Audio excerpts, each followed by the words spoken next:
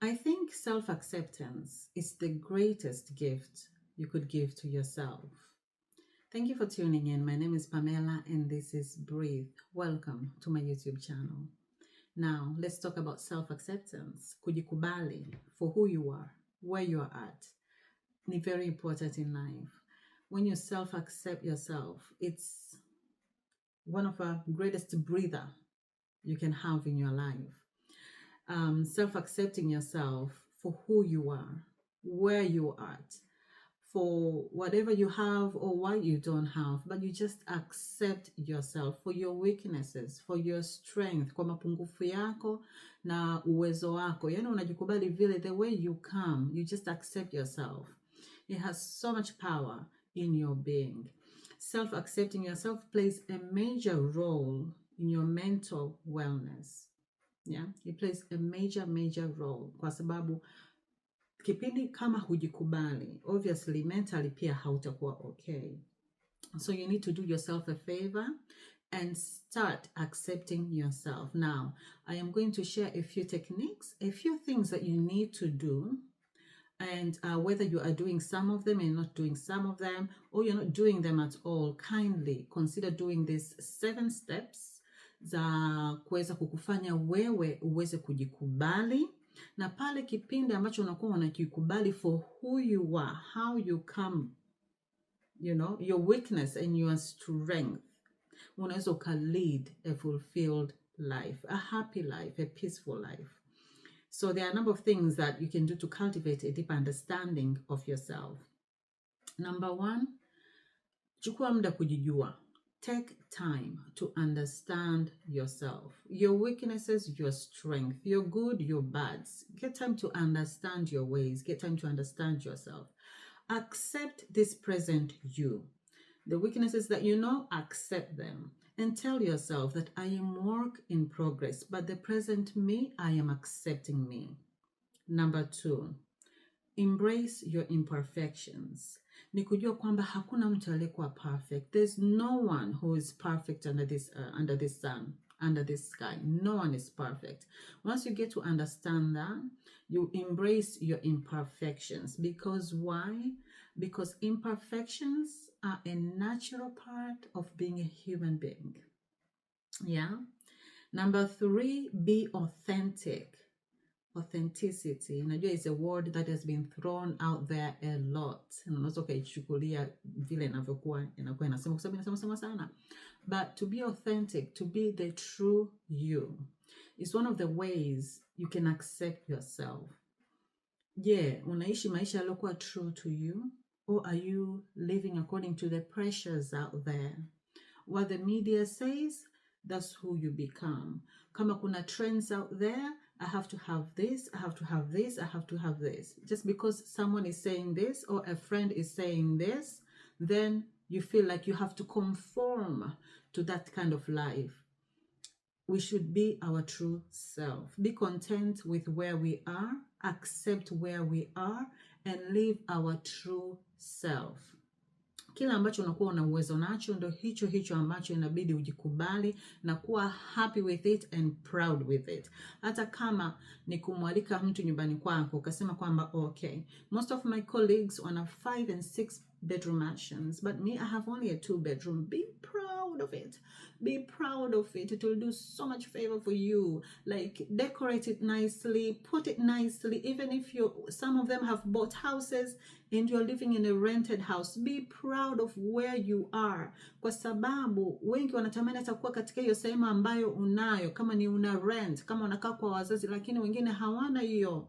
Hawana hata sehemu kukaa kwa wazazi wao. Hawana hata uwezo wa kurent. So be true you. Be proud of where you are. Be authentic. Yeah, that's one of the best ways you can be able to accept yourself and therefore help with your mental well-being. Number 4, engage in activities that bring you joy. Hiyo ni self-explanatory. Fanya vitu ambavyo vinakuletea wewe furaha. Na hii sio kwamba unaenda katika shughuli zako za kila siku then unarudi nyumbani. Unaenda kwenye shughuli then yani unakuwa una the same timetable. Hapana, fanya extra. Fanya vile vitu ambavyo vinakuletea joy in you. There are so many things out there. Number 5, cultivate gratitude. Now, cultivating gratitude. Nilikuwa one of the past videos, probably about 3-4 years back, or even, about 3-4 years back. Nilimsikia mtu alikuwa anaongelea kuhusu cultivate gratitude before going to bed.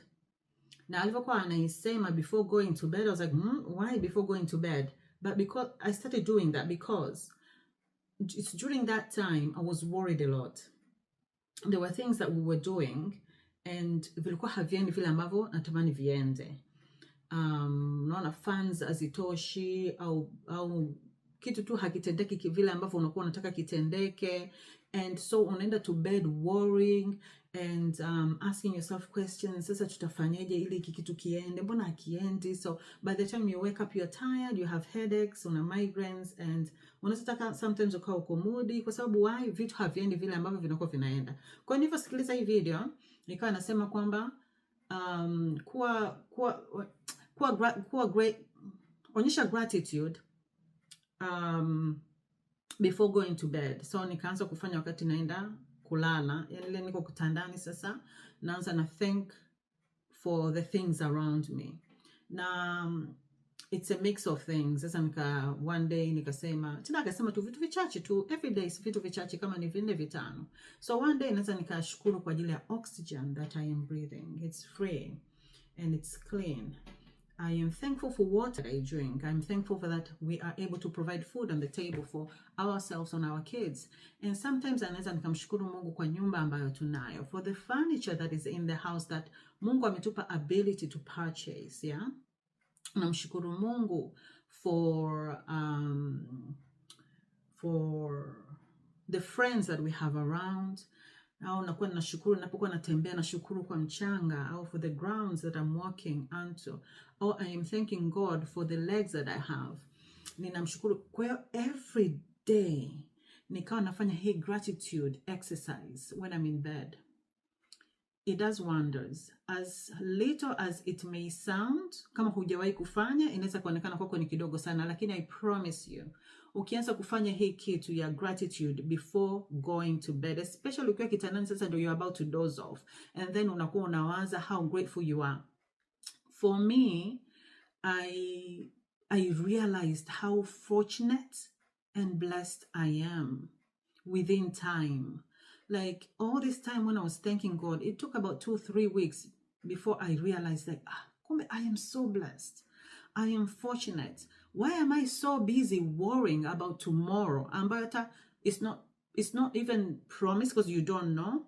Na pia I'm worried about things. Visipokuja kupass, then I've been worried for nothing. So within 3-4 weeks, I felt so fortunate. I felt so blessed, so rich, because I have all this around me. Because every night I go to bed, I think, I'm grateful for this. I find so many things to say. And so I accepted my situation. I accepted the place I was at. And it was so easy to live in the present, living in the moment, because of the things that I have. So I promise you, if you start doing that, you will see massive changes in you. Number 6, positive affirmation should be a part of your life.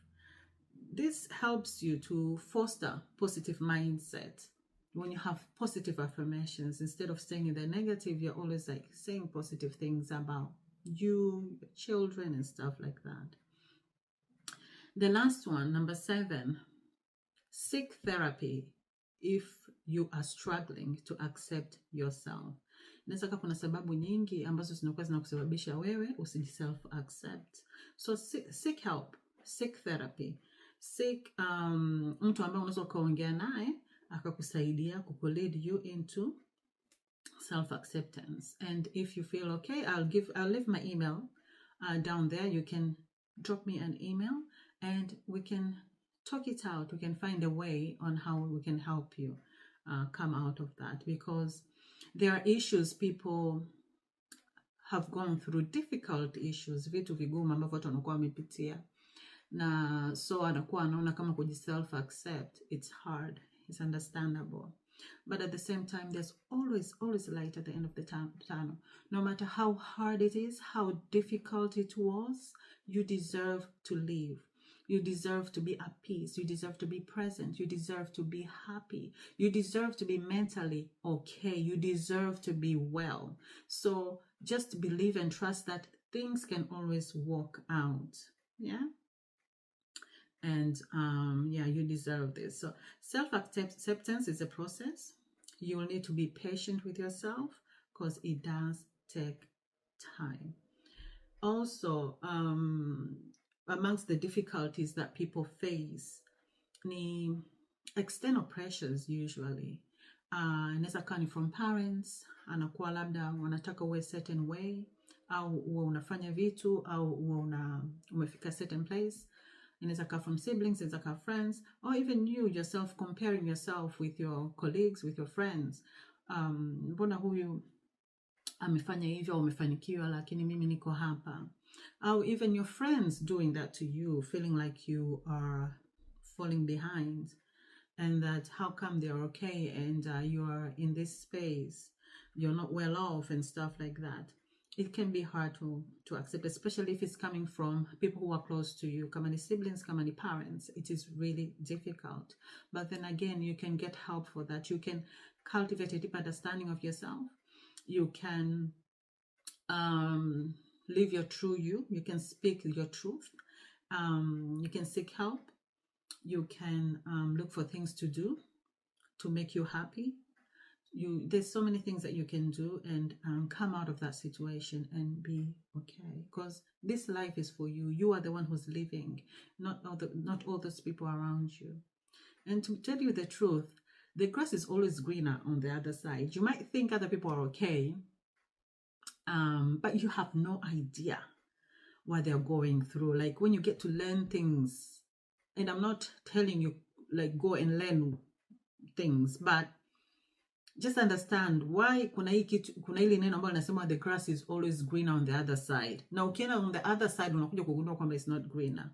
That's why it's so important kwa wewe kuji accept the way you are na be authentic of yourself, kwa sababu ukianza kucompare yourself na kuwa pressured with all these things that are around you and you want to conform to the way of that living, it will bring you so much pressure. So there's power in you. Just be authentic and being true and living your truth, accepting yourself and knowing that you are okay and finding ways to make it okay to be here in this space of time. And as long as you're working towards that and that and that, live in the moment, live in the present.